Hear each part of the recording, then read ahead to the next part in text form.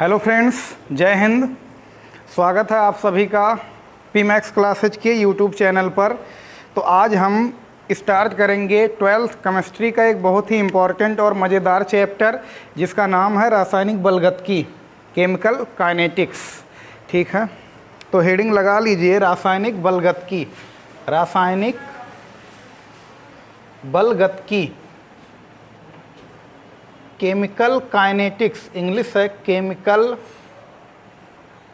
Kinetics. पहली चीज़, chemical word से तो आप लोग 11th में ही परिचित हैं। काइनेटिक्स शब्द मिलकर बना है काइनेसिस से। ठीक है, ग्रीक वर्ड काइनेसिस से मिलकर बना है, जिसका अर्थ होता है गति। ठीक है, क्या है जिसका अर्थ? गति। फिर अब समझ लेते हैं रासायनिक बलगतकी क्या है। तो रासायनिक बलगतकी रसायन विज्ञान की वह शाखा है जिसमें हम रासायनिक अपक्रियाओं के गति का अध्ययन करते हैं, उसके वेग का अध्ययन करते हैं, उसकी स्पीड का अध्ययन करते हैं। रासायनिक अपक्रियाओं के कि कितना तेज कोई रिएक्शन हो रहा है, इन्हीं सब चीज़ों का हम क्या करते हैं? अध्ययन करते हैं। तथा उस अपक्रिया को प्रभावित करने वाले कारक कौन कौन से हैं, इन सब चीज़ों का अध्ययन करते हैं। बात समझ में आई?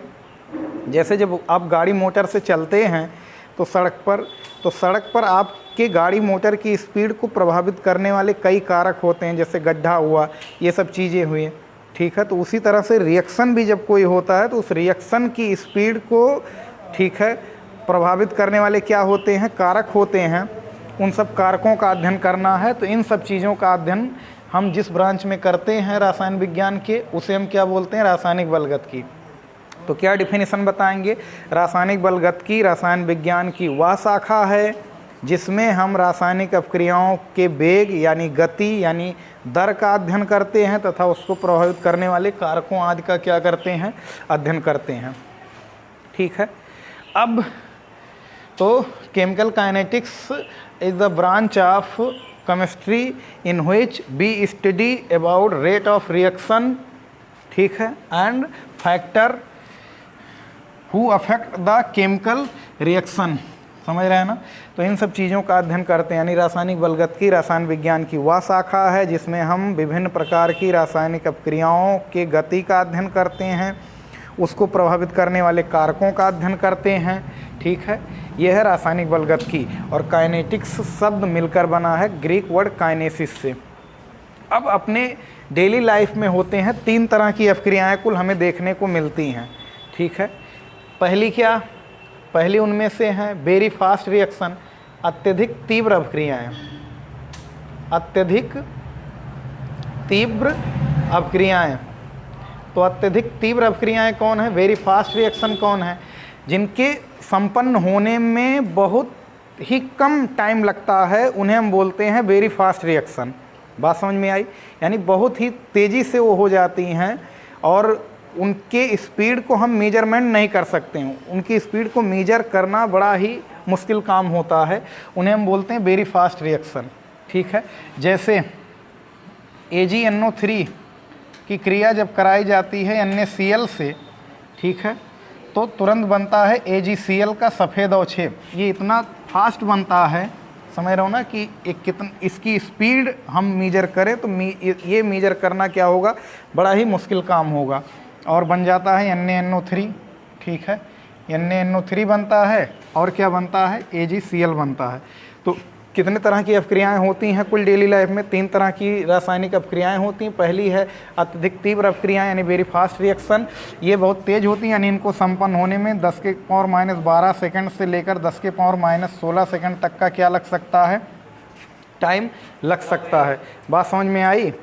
ठीक है, तो 10⁻12 सेकंड से लेकर 10⁻16 सेकंड तक का समय लग सकता है। ठीक है, अब फिर क्या है? अब यानी इनका रेट मेजर कर पाना क्या है? बड़ा ही मुश्किल काम है। इनका वेग या दर मापना क्या है? बहुत ही मुश्किल काम है। ठीक है, दूसरा क्या है? अत्यधिक मंद अपक्रियाएँ। अत्यधिक मंद अपक्रियाएँ, वेरी स्लो रिएक्शन। तो वेरी स्लो रिएक्शन क्या है? ये ऐसे रिएक्शन होते हैं, ठीक है, जिनके होने में बहुत ही अधिक समय लगता है, जिनके संपन्न होने में, जिन्हें पूरा होने में बहुत ही अधिक समय लगता है, ठीक है। यानी दिन लग सकते हैं, महीने लग सकते हैं, साल लग सकते हैं, वर्ष लग सकते हैं। तो ऐसे रिएक्शन को हम लोग बोलते हैं वेरी स्लो रिएक्शन। समझ रहे हो ना। जैसे वायु और आर्द्रता की उपस्थिति में लोहे में जंग का लगना, लोहे में जंग का लगना एक ऐसा रिएक्शन है, वेरी स्लो रिएक्शन है। जंग 1-2 दिन में, 4 दिन में नहीं लग जाता है। वायु और नमी में, आर्द्रता में, ठीक है, काफ़ी दिन लगता है। बात समझ में आई। ऐसे हीरे का ग्रेफाइट में बदलना, तो हीरे का ग्रेफाइट में बदलना बहुत ही मंद अपक्रिया है, यानी कई वर्ष लग जाते हैं। लेकिन इसीलिए वो इतनी मंद अपक्रिया है कि हमें डेली लाइफ में पता नहीं चलता है कि हीरा जो है ग्रेफाइट में बदल रहा है। बात समझ में आई। तो ये मंद अपक्रियाएँ हैं। दवाओं का ख़राब होना, ठीक है, और भी खाद्य पदार्थों का ख़राब होना, ये सब भी किस कैटेगरी में आते हैं? तो अत्यधिक मंद अपक्रियाओं में आते हैं। अत्यधिक मंद अपक्रियाओं में, क्योंकि एकाएक इधर आज दवा बना, उधर दूसरे दिन ही दवाएं ख़राब नहीं हो जाती, एक्सपायर नहीं हो जाती हैं। उनके ख़राब होने में टाइम लगता है, ठीक है। वर्ष लग जाते हैं, 2-3 साल लग जाते हैं, महीने 6 महीने लग जाते हैं, ठीक है। अच्छा, तो ये सब, इन दोनों प्रकार की अपक्रियाओं को हमें रासायनिक बलगतिकी में नहीं पढ़ना है। बात समझ में आई। केमिकल काइनेटिक्स में इन दोनों प्रकार की रासायनिक अपक्रियाओं को हमें नहीं पढ़ना है। हमें पढ़ना है तीसरे प्रकार की रासायनिक अपक्रिया, ठीक है। तीसरे प्रकार की क्या है तीसरी अपक्रिया? ठीक है, वो तीसरी अपक्रिया है अपनी मध्यम प्रकार की रासायनिक अपक्रिया, यानी जिनको संपन्न होने में ना तो बहुत अधिक समय लगेगा, ना ही बहुत कम समय लगेगा। ना तो ये बहुत फास्ट होंगी, ना तो बहुत स्लो होंगी, बल्कि मीडियम में रहेंगी, ठीक है। इनकी क्राइटेरिया फास्ट और स्लो की कहाँ होगी? बीच में होगी। तो ऐसे रिएक्शन को हम बोलते हैं मध्यम प्रकार की रासायनिक अपक्रिया।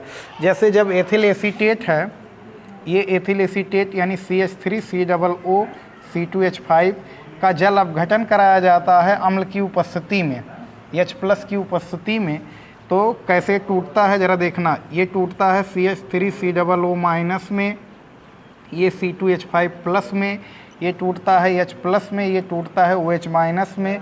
तो ये चीज़ें मिलकर प्लस माइनस मिलकर बनाती हैं CH3COOH, और ये दोनों चीज़ें मिलकर बनती हैं ethyl alcohol C2H5OH। Ethyl alcohol जिसे हम लोग शराब भी कहते हैं, ठीक है, एथिल अल्कोहल।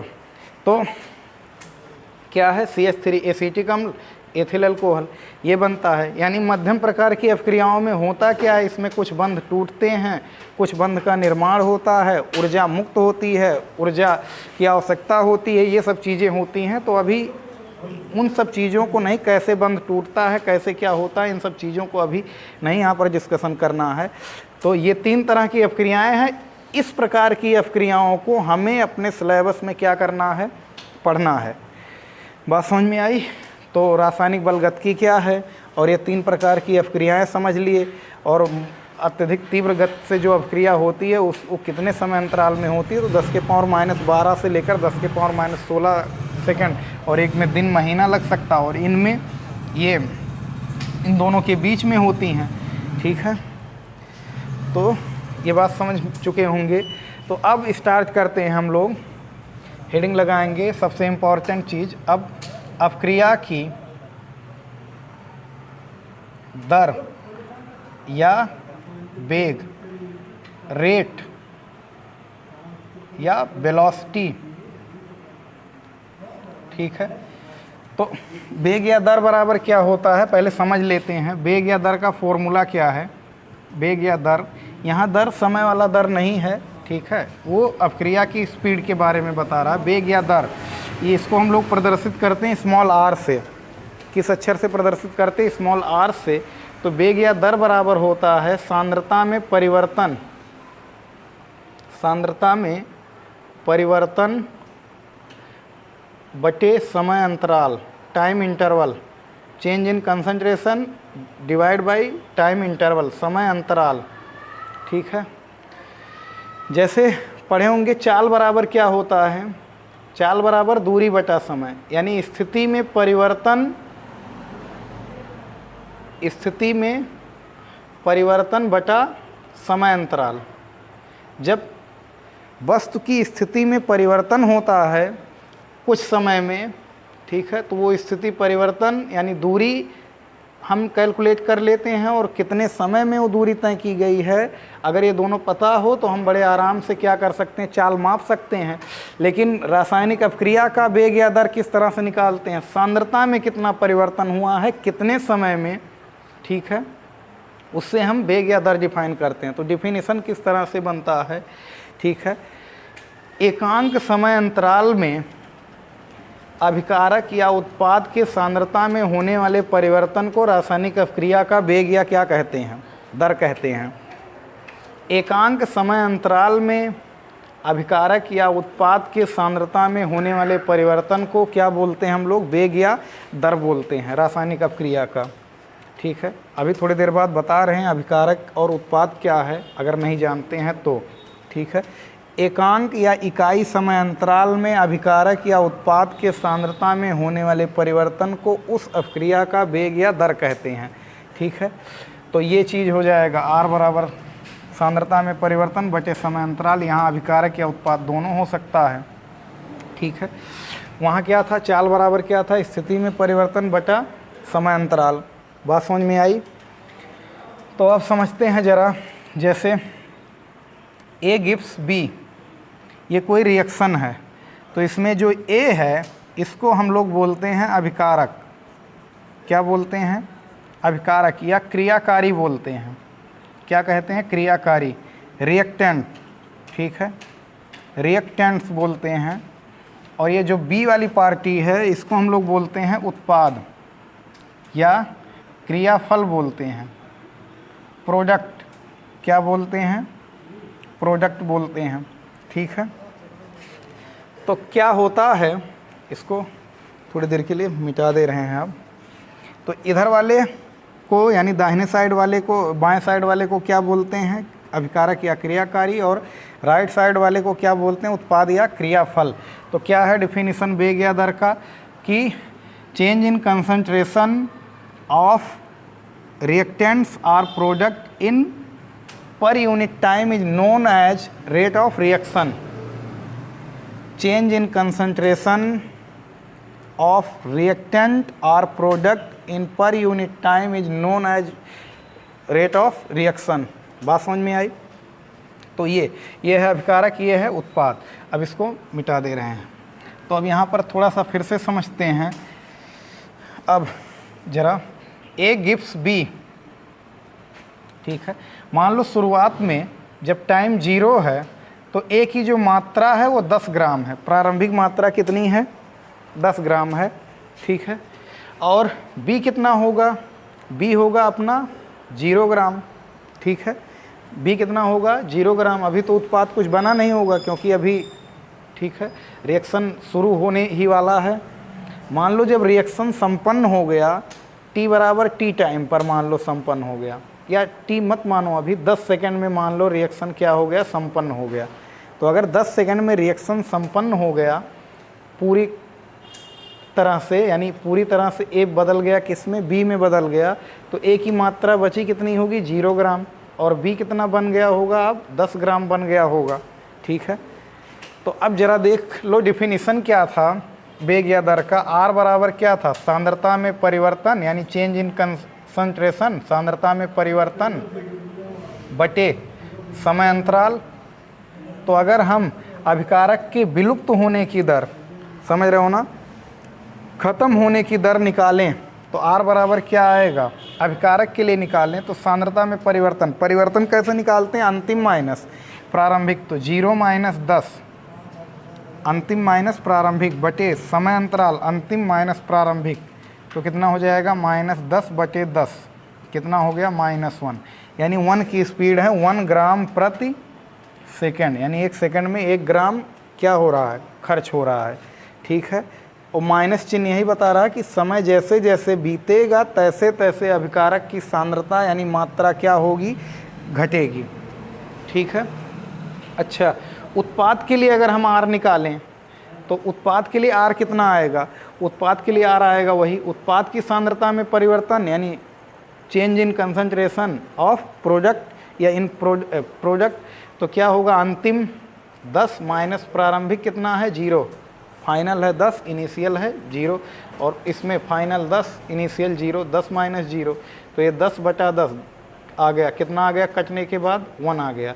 तो ये क्या देख रहे हैं कि अभिकारक की जो विलुप्त होने की दर है और उत्पाद के जो बनने की दर है, स्पीड है, वो दोनों बराबर हैं, बस केवल ठीक है साइन में क्या है अपोजिट हैं, चिन्ह में क्या है विपरीत हैं। तो ठीक है, तो क्या करेंगे, अगर इसको हम पहले से -1 लगा दें, अभिकारक के लिए पहले से माइनस लगा दें, तो ये माइनस माइनस क्या बन जाएगा, प्लस बन जाएगा। बात समझ में आई। तो इसी चीज़ को रेट लिखने के लिए किस तरह से हम लोग अब रेट लिखते हैं, तो ये बात समझ में आ गई होगी किस तरह से रेट निकलेगा किसी भी रिएक्शन का। तो इस मान लो A गिव्स B है, तो इसका रेट ऑफ रिएक्शन कैसे लिखेंगे, तो रेट ऑफ रिएक्शन लिखेंगे R बराबर A की सांद्रता में परिवर्तन किसके सापेक्ष बटे समय अंतराल। ठीक है, अभिकारक की सांद्रता में परिवर्तन बटे समय अंतराल। यहाँ क्या होगा, उत्पाद की सांद्रता, बड़ा डब्बा सांद्रता बता रहा में परिवर्तन और बटे समय अंतराल, डेल्टा बता रहा परिवर्तन। ठीक है, लेकिन अभी अभी आपने क्या देखा, अभिकारक के लिए आया था माइनस, ये चीज़ जब हमने निकाला था तो आया था माइनस, तो यहाँ पर माइनस पहले से लगा दें तो माइनस माइनस क्या बन जाएगा प्लस, और ये तो ऑलरेडी प्लस आया था तो इसको प्लस ही रहने दो। बात समझ में आई। तो ये इस तरह से हम लोग लिख सकते हैं किसी भी रिएक्शन की रेट का ये एक्सप्रेशन, व्यंजक हम लोग लिख सकते हैं।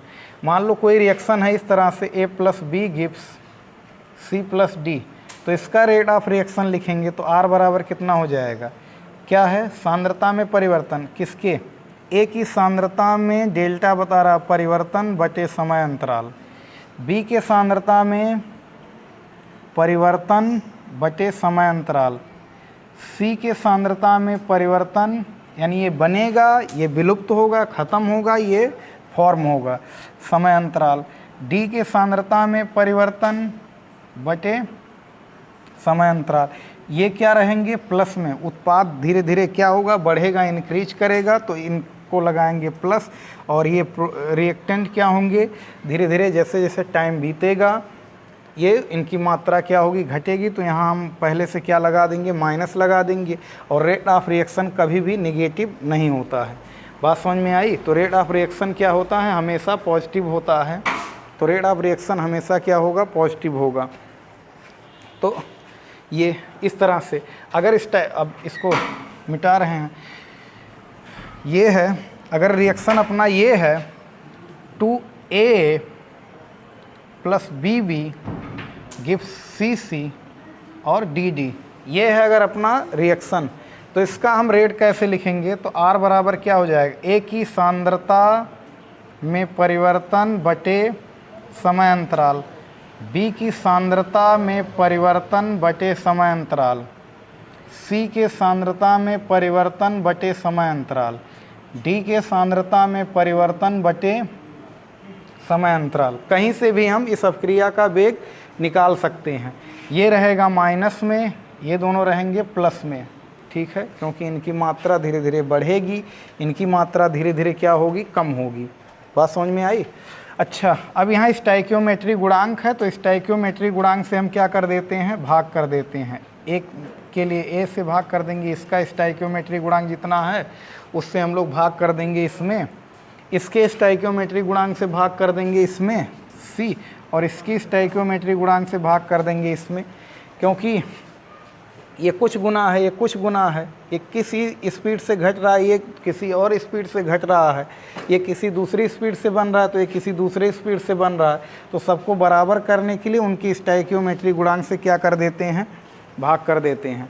तो ये इस तरह से हम लोग रेट ऑफ रिएक्शन किसी भी अपक्रिया का क्या कर सकते हैं निकाल सकते हैं। ठीक है, तो अब ज़रा देखते हैं कुछ रिएक्शन का रेट ऑफ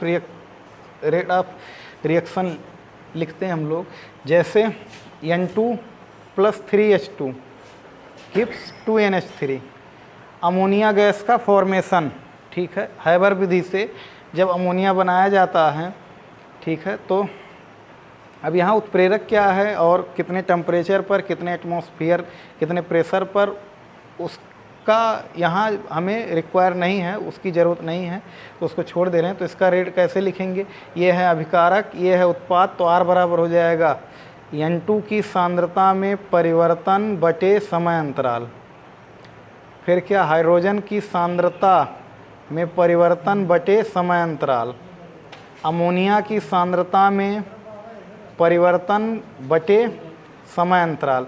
अब क्या हो रहा है, हाइड्रोजन 3 गुना तेज़ी से खर्च हो रहा है और अमोनिया 2 गुना तेज़ी से बन रहा है, और ये 1 गुना तेज़ी से, समझ रहे हो ना। क्या सब समान दर से खर्च हो रहे हैं या समान दर से बन रहे हैं, नहीं, ठीक है। तो ये बहुत तेज़ी से खर्च हो रहा है, तो इसको, ठीक है, बराबर करने के लिए, इसके बराबर करने के लिए क्या करना पड़ेगा, 3 से भाग करना पड़ेगा। और इसको, ये बहुत तेज़ी से बन रहा है, तो इसको इसके बराबर करने के लिए क्या करना पड़ेगा, 2 से भाग करना पड़ेगा। तो ये इस तरह से हम क्या कर सकते हैं, रेट ऑफ रिएक्शन लिख सकते हैं। मान लो ये है H2 + Cl2 HNu की उपस्थिति में 2HCl है, इसका रेट ऑफ रिएक्शन क्या होगा, delta active mass of H2 by delta T, यहाँ लगा देंगे माइनस, सॉरी यहाँ लगा देंगे माइनस, क्यों, क्योंकि अभिकारक की सांद्रता यानी मात्रा समय बीतने पर घटेगी और इसकी मात्रा क्या होगी, बढ़ेगी, ठीक है। यहाँ क्या हो जाएगा, delta Cl2 by delta T, यहाँ पर माइनस, ठीक है, क्योंकि अभिकारक ही है, अभिकारक की सांद्रता समय बीतने पर घटती है और दर कभी भी नेगेटिव नहीं होता है। तो ये कितना हो जाएगा, एक्टिव मास ऑफ HCl, और यहाँ डेल्टा, यहाँ बाई dt, और यहाँ 2 से क्या कर देंगे भाग, यहाँ प्लस रहेगा, यहाँ कितने से भाग करेंगे, किसी से भाग नहीं करना है, 1 से भाग करने से कोई फ़र्क नहीं पड़ेगा, ठीक है। तो इस तरह से हम लोग क्या कर सकते हैं, किसी भी अपक्रिया का रेट निकाल सकते हैं। लेकिन ये औसत वेग है, ठीक है, एवरेज वेलोसिटी है, एवरेज रेट है, ठीक है, ये उतना करेक्ट नहीं होता है। तो इसीलिए हम लोग इंस्टेंटेनियस रेट निकालते हैं या इंस्टेंटेनियस वेलोसिटी निकालते हैं, यानी जिसमें समय अंतराल क्या हो, बहुत सूक्ष्म हो। अगर डेल्टा T टेंस टू 0 हो, डेल्टा T टेंस टू क्या हो, 0 हो, तो R बराबर कितना हो जाएगा, R बराबर हो जाएगा limit delta T tends to 0, यही चीज़ क्या हो जाएगा, माइनस डेल्टा N2 बाई कितना, डेल्टा T, इसको स्टैंडर्ड फॉर्म में कह दिया जाता है D, डेल्टा को हटाकर आगे माइनस तो रहेगा D active mass of N2 by कितना, dt। बात समझ में आई। इस चीज़ को क्या कह देंगे, अगर time interval is very small, यानी वेरी स्मॉल का मतलब टेंस टू 0, नियर टू 0 हो अगर, तो ये क्या हो जाएगा, यहाँ लिमिट लग जाएगा, क्या लिमिट कि डेल्टा T टेंस टू 0, तो ये क्या हो जाएगा, माइनस डेल्टा H2 बाई कितना, डेल्टा T, इसको हम लोग लिख देते हैं स्टैंडर्ड फॉर्म में, यानी minus D active mass of H2 by क्या, dt। ये इंस्टेंटेनियस रेट है, ठीक है, किसी भी रिएक्शन का, और ये ज़्यादा अच्छा होता है, समझ रहे हो ना, ठीक है। और ये क्या है, इसमें थोड़ा सा काफ़ी एरर आते हैं, इसमें तमाम तरह की, समझ रहे हो ना, किसी चीज़ की देखभाल ज़्यादा देर पर करोगे तो उससे ज़्यादा मतलब कुछ ढंग से सारा डेटा इकट्ठा नहीं कर पाओगे, और किसी चीज़ की जानकारी थोड़े देर पर ले रहे हो, उसकी निगरानी कर रहे हो थोड़े देर पर, तो वो बहुत ही अति उत्तम होता है, सबसे अच्छा होता है। बात समझ में आई। तो इसीलिए ये वाला क्या है, अच्छा है थोड़ा, और ये पुरानी उदाहरण है।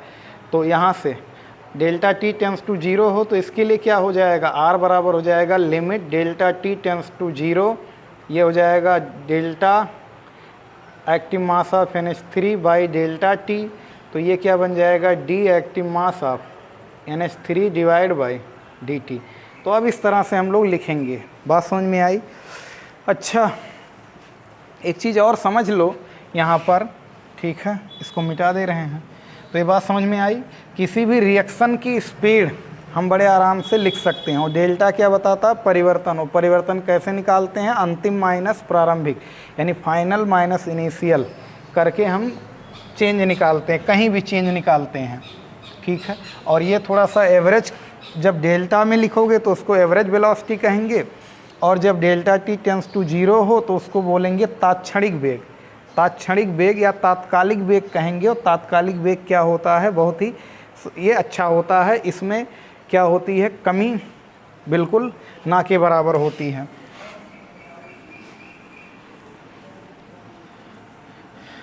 अब इसी चीज़ को हम लोग लिख रहे हैं, अगर एक्टिव मास ऑफ ए लिखा है तो इसको हम लोग लिख सकते हैं A final minus A initial. F means final माने अंतिम और आई माने इनिशियल, तो इनिशियल माने प्रारंभिक। अंतिम माइनस प्रारंभिक करके हम क्या करेंगे, ए की सांद्रता में क्या निकालेंगे, परिवर्तन।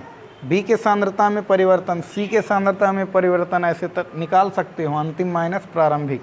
ठीक है, अंतिम सांद्रता माइनस प्रारंभिक सांद्रता। ठीक है, इस तरह से हम कहीं भी क्या निकाल सकते हैं, चेंज निकाल सकते हैं।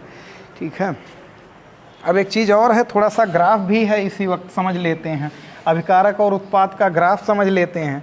अगर ए है रिएक्शन, ए गिव्स बी, ठीक है, या R gives P, reactant gives product, ये कोई अपना रिएक्शन है। ठीक है, ये क्या है, रिएक्टेंट, ये क्या है, प्रोडक्ट। इसका ग्राफ कैसे बनेगा, कंसंट्रेशन वर्सेस टाइम के लिए, यानी सांद्रता और समय के बीच ग्राफ अगर बनाएं, कंसंट्रेशन, सांद्रता और टाइम के बीच अगर इसका ग्राफ बनाएं, किसका, अभिकारक का, तो इसका ग्राफ कुछ इस तरह से रहेगा। कहने का मतलब क्या, जब टाइम बहुत कम है तो सांद्रता बहुत अधिक है, जब टाइम और बढ़ गया तो सांद्रता घट गई। ठीक है, टाइम और बढ़ गया सांद्रता और घट गई, टाइम और बढ़ गया सांद्रता और घट गई। टाइम जैसे जैसे बढ़ेगा सांद्रता क्या होगी, घटेगी। किसकी, अभिकारक की। इसके लिए ग्राफ क्या बनेगा, टाइम और उत्पाद के रिस्पेक्ट, उत्पाद के लिए सांद्रता और टाइम के बीच में ग्राफ कैसा बनेगा, तो इसका ग्राफ बनेगा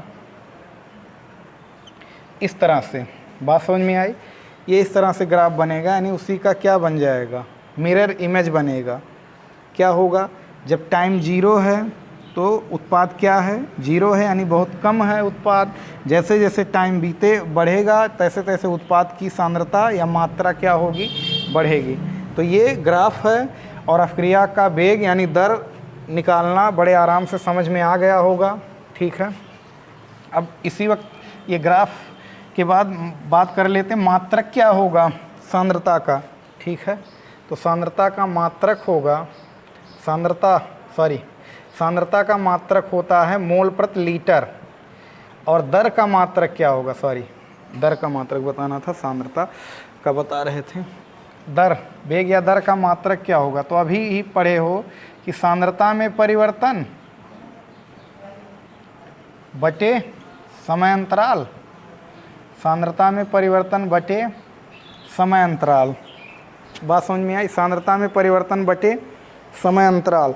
तो सांद्रता में परिवर्तन का मात्रक होता है मोल प्रति लीटर, क्या होता है, और समय अंतराल का मात्रक क्या होता है, सेकंड। तो फाइनल मात्रक क्या बनेगा, वेग या दर का, किसी भी रिएक्शन के वेग या दर का मात्रक होता है मोल प्रति लीटर सेकंड, या इसी चीज़ को ऊपर ले जाओगे तो ये बन जाएगा mole litre inverse second inverse.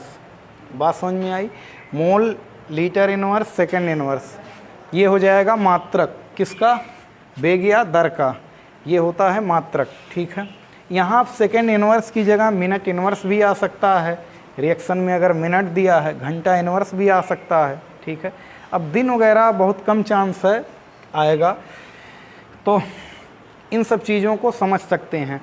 तो चलिए एक दो रिएक्शन हम और उसी रिएक्शन की बात कर रहे हैं। चलो, ऐसे एक रिएक्शन है अपने पास, क्या 2HI, ये टूट रहा है और बना रहा है H2, और क्या बना रहा है I2।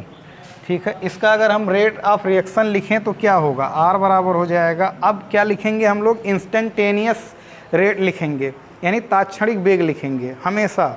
ठीक है, क्योंकि तात्क्षणिक वेग क्या होता है, अच्छा वेग होता है, उसमें क्या होती, कमी नहीं होती, वो एक्यूरेट होता है, शुद्ध होता है, यथार्थ होता है।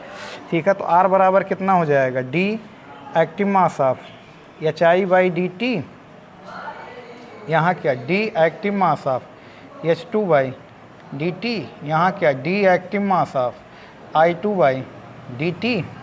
बात समझ में आई। यहाँ पर क्या लगा देंगे, प्लस लगा देंगे, स्टाइक्योमेट्री गुणांक है नहीं तो भाग करेंगे नहीं। यहाँ स्टाइक्योमेट्री गुणांक है 2, भाग कर दो, यहाँ आगे क्या लगा दो, माइनस लगा दो। क्यों माइनस, क्योंकि इनकी मात्रा घटेगी, इसकी मात्रा बढ़ेगी। बात समझ में आई। तो इस तरह से हमेशा आप रेट लिखोगे, ठीक है।